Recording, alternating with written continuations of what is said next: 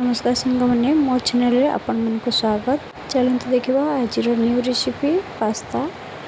प्रथम पानी टी गरम कर पानी गरम हो सारापर से पकईदे पास्ता उपर गोटे छोट चामच लुण सहित 1 चामच रिफाइन तेल पकईने जहाँद्वारा कि पास्ता लगे ना यह खिला खिला रही है।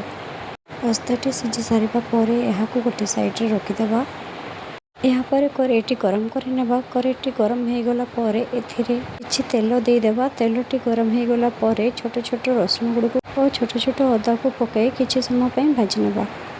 अदा और रसुण भल भाव में भाजी हो गला छोट छोट कर काटी रखिता प्याज टमाटो और बीन्स को 3 मिनिट भल भाव में भाजी नेबा। प्याज और टमाटो को नरम होगापाई से 1 छोट चामच लुण पकई यह भल भाव में भाजी नेबा।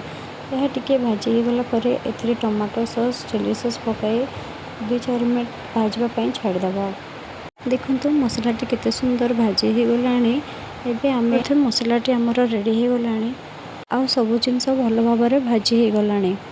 अधिक यह भाजबा ना टिके क्रंची रहिले यह खाइबापी बहुत टेस्टी लगी था। मसला ए भाजी हो गला आगर बॉइल कर रखिथिबा पास्ता को आमे देदेबा। पास्ता को दे सारा पर सब जिनस को भल भाव में लो फ्लेम रे गोटे भल भाव में भाजी नेबा। पाखरे जदि पास्ता मसला थाए आपण मैंने पकई पारे। हलदी मध्य पकई पारे। हलदीटा ऑप्शनल अच्छी आपण मैंने चाहिए पकई पारे नचेत पकई न पकईले भी चलो। ये मीठा मीठा लगे आम पकईदे टमाटो सॉस तास आपण पकई पारे 1 चामच चिली सॉस।